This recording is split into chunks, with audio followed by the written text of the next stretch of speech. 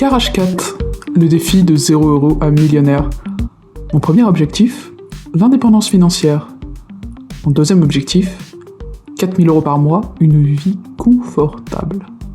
Troisième objectif, le million. Quatrième objectif, oui, non, pas de quatrième objectif. Épisode 5, investir. Salut à tous, ça fait un bail. Je profite de cette vidéo pour vous souhaiter une très bonne année 2026. Certes, je suis un peu en retard, mais on a le droit de le fêter jusqu'à fin janvier. J'espère que cette année vous apportera bonheur et succès avec la santé, tout ça. 2025 a été une année riche en travail pour moi et en apprentissage. En janvier 2025, j'ai appris que j'allais perdre mon travail en décembre. J'ai tenté beaucoup de choses pour gagner de l'argent, lancé beaucoup de projets, comme autant de bouteilles à la mer. Mais la vérité, c'est que j'ai parfois arrêté de travailler pendant de longues semaines parce que j'étais au fond du trou. Ceux qui ont un travail à plein temps le savent, trouver l'énergie et la volonté de faire des choses à côté, c'est dur. Plus je m'approche de mes objectifs, plus je me sabote pour ne pas finir les projets. Peut-être parce que j'ai peur que ça rate, et d'avoir la confirmation que j'ai perdu mon temps. C'est idiot, je sais, parce qu'un projet qui voit pas le jour ne peut pas réussir, mais c'est comme ça. La motivation fonctionne de façon mystérieuse. Avec le stress d'un travail toxique, je vous raconterai ça à l'occasion, et la deadline de la fin d'année, j'ai pataugé et je me suis focalisé sur le fait de garder la tête hors de l'eau. Ce que j'ai réussi à faire, si on veut. Donc désolé de ne pas avoir posté pendant plus d'un mois, c'était un peu compliqué. J'aurais plein de choses à raconter sur le salariat, à quel point ça peut bouffer la vie et entamer le cerveau. En tout cas, j'en suis libéré pour un temps, et je souhaite bon courage à tous ceux d'entre vous qui sont malheureux au travail. Maintenant, plus rien ne me retient. Assez parlé de moi. Aujourd'hui, je vous dévoile une méthode pour devenir riche, et je vous explique comment faire. Quand je dis une méthode, je devrais dire la méthode. Tous les milliardaires du monde sont devenus riches grâce à ça. Quand on voit dans les infos que l'un d'eux a fait des milliards en une journée, c'est grâce à ça. Vous savez de quoi je parle? L'investissement. Partez pas. Je sais qu'on est beaucoup à penser que c'est pas pour nous, ou que c'est chiant, dangereux ou compliqué. C'est culturel. En France, on n'aime pas ça investir. Restez avec moi, vous le regretterez pas. Déjà, on va essayer de comprendre pourquoi on agit différemment du reste du monde à ce sujet. Les Français et l'investissement. En France, on préfère épargner. C'est-à-dire garder son argent sur un compte à faible revenu mais sécurisé. Par exemple, pour un livret A, on a ce qu'on appelle un taux à 1,7%. Si vous mettez 100 € sur un livret A, au bout d'un an, vous aurez gagné 1,7 €. Parmi les comptes préférés des Français, on a le LEP, livret d'épargne populaire, autour des 2%. Aux États-Unis, 55% des adultes possèdent des actions. En France, seulement 6,8% des adultes en détiennent. Alors, pourquoi cette différence? Plusieurs raisons. Contrairement à certains pays, on a en théorie un système assez protecteur.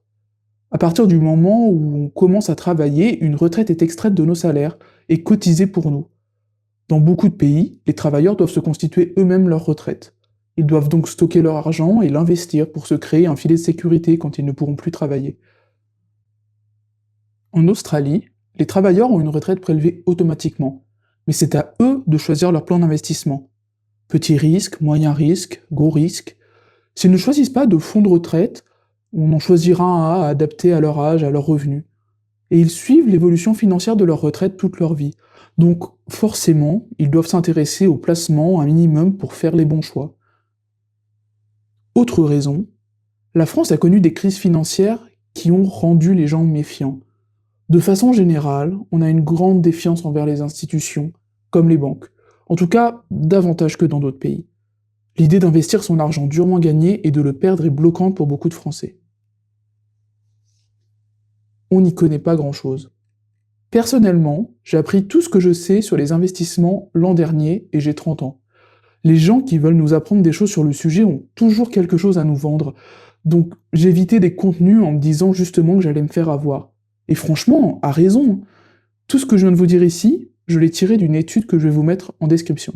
C'est un gros pavé, écrit en anglais, mais c'est très intéressant. Ça explique aussi que les Français plus jeunes investissent davantage que les autres tranches de la population, surtout les jeunes hommes, et qu'il y a un vrai décalage entre le niveau de connaissance qu'ils pensent avoir et leur connaissance véritable. Un excès de confiance en eux qui les rend vulnérables à tous les contenus d'investissement en ligne. L'argent, c'est précieux. Pour beaucoup, vous avez travaillé dur pour l'avoir, alors ne faites pas confiance à n'importe qui. Et pour finir, une dernière raison au manque d'investissement en France, c'est le fait que ce soit de plus en plus compliqué pour boucler les fins de mois.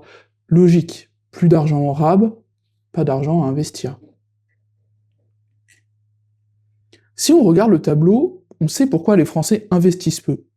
Mais c'est pourtant l'un des seuls chemins vers la richesse.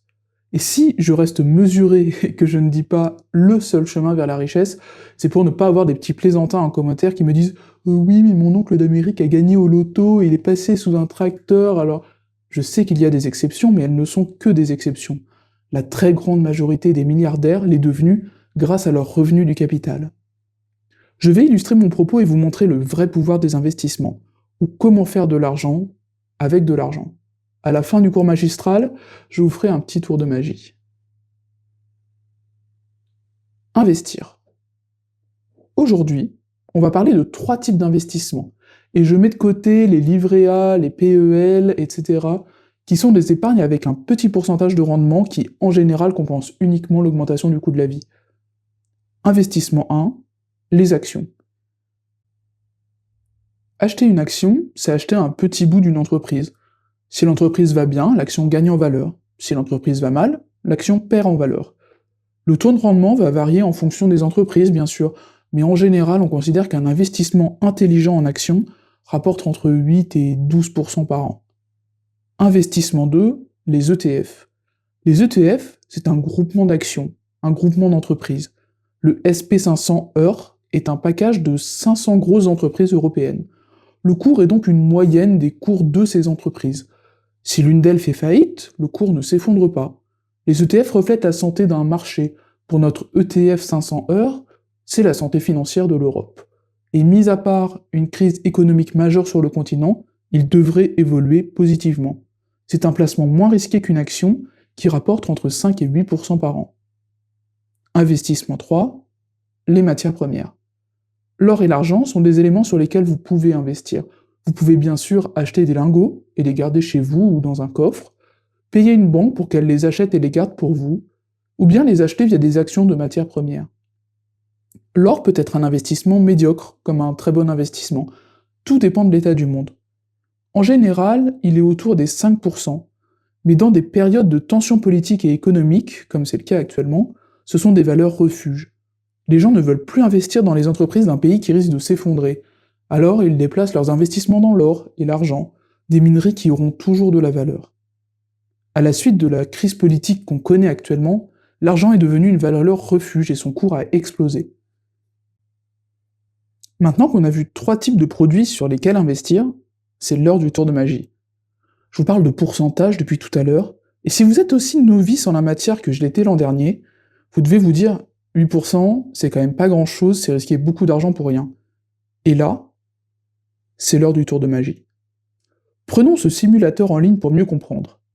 Disons que vous investissez 500 € pour commencer, puis 200 € par mois. Et ça pendant 30 ans, avec un taux annuel à 10%. En tout, vous aurez investi 72 500 €, et vous aurez gagné presque un demi-million. Les intérêts, ici en bleu foncé, sont exponentiels. Et ça, c'est dû au fait que vous gagnez bien 10% la première année, mais l'année d'après, c'est 10% de la somme sur laquelle vous avez gagné 10% l'an d'avant, donc 11%. Chaque année, l'effet boule de neige s'accentue. Et même si vous investissez 1000 € et que vous n'ajoutez plus rien, au bout de 30 ans, vous aurez 20 000 €. Plus les sommes investies sont grandes, plus l'effet levier sera puissant. Plus la durée est longue, plus l'effet boule de neige sera fort. Je vous mets le lien du simulateur en description. Je vous conseille de vous amuser à faire bouger les paramètres et voir ce que ça donne. La différence entre quelqu'un qui épargne et quelqu'un qui investit est énorme sur le long terme. D'un côté, vous avez 70 000 € et de l'autre, 500 000 €. Les ultra-riches de notre monde le sont parce qu'ils ont investi leur argent. L'argent crée de l'argent. On a le droit de trouver ça nul et absurde, mais ce sont malheureusement les règles avec lesquelles nous devons jouer. Mes conseils? Ce n'est pas à moi de vous dire comment investir votre argent, et je vous encourage à faire vos recherches. Si vous voulez investir dans les actions, vous pouvez passer par votre banque ou ouvrir un compte d'épargne en actions, ou passer par une banque en ligne tierce. C'est ce que j'ai fait, tout simplement parce que l'idée de parler à mon conseiller bancaire me rend nerveux. À vous de savoir combien vous voulez mettre tous les mois, et ce dont vous pouvez vous passer pour investir et faire grandir votre patrimoine. Ce qui est important, qu'est-ce qui est superflu. À vous aussi de faire vos recherches pour savoir dans quoi investir. Et par recherche, je veux dire, renseignez-vous sur les entreprises et non pas investissez sur les mêmes éléments que tel ou tel youtubeur, y compris moi, hein.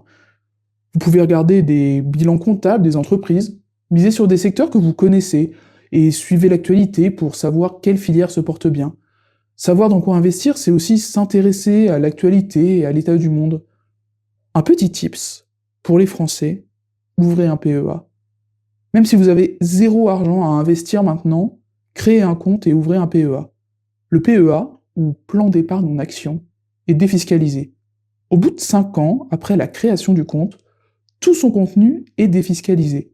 Vous pouvez récolter les gains et payer 0 € d'impôt dessus, au lieu de 30% pour des investissements classiques.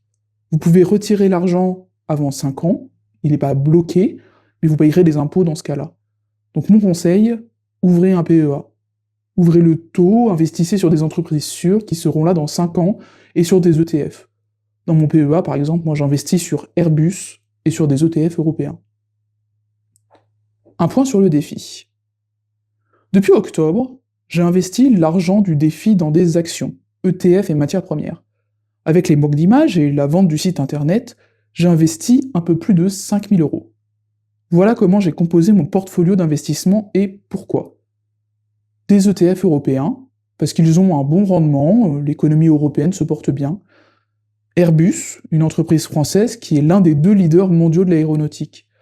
Boeing, son concurrent, est dans la tourmente parce que ses avions ne tiennent pas en l'air. Et ils étouffent des scandales sur des contrôles de sécurité de leurs avions. Airbus se porte bien, a un gros carnet de commandes et ils veulent accroître leur capacité de production pour pouvoir vendre davantage d'avions. L'or et l'argent, qui ont explosé récemment à cause de tensions géopolitiques. Vusion, qui me semblait intéressant mais qui se casse la gueule, comme quoi on peut se tromper. Je vais laisser l'argent dessus pour voir si ça remonte, et sinon je m'en débarrasserai. Nvidia. Avec le boom des IA, les composants électroniques et les cartes graphiques, on le vend en poupe. C'est la seule entreprise américaine que j'ai, et je vais bientôt vendre mes actions pour investir dans du 100% européen. Et Safran, qui fait des pièces d'avion et d'armement, de technologie en général. C'est une entreprise française qui se porte bien. L'application que j'utilise, c'est Trade Republic. Je la trouve bien et très simple, mais il y en a plein d'autres, donc trouvez celle qui vous convient le mieux. Depuis le début de mes investissements, j'ai fait 12% de bénéfices. En 5-6 mois, c'est énorme. Mais ça va aussi fluctuer. En général, il faut tabler sur 7 à 8% en un an. Il faut varier les investissements, on ne met pas tous ses œufs dans le même panier. Si j'avais fait ça avec Vusion, j'aurais perdu beaucoup d'argent. Là, comme j'ai un portefeuille équilibré, tout s'équilibre, ça efface mes erreurs. Voilà donc où j'en suis. 6 000 €, c'est 0,6% de mon objectif. Sans ajouter quoi que ce soit à la cagnotte et en prenant un rendement de 10%, j'aurai 120 000 € dans 30 ans. Et il me faudrait 52 ans pour atteindre le million. C'est pas mal. Mais on va quand même essayer d'accélérer les choses en mettant plus d'argent sur ce compte. Si la vidéo vous a plu, n'hésitez pas à mettre un like ou un commentaire, à la partager. Vous êtes 100 abonnés à suivre la chaîne, et ça me fait super plaisir d'avoir dépassé ce cap. En fin d'année 2026, j'aimerais atteindre les 1000 abonnés. Vous pensez que c'est possible ? À très bientôt!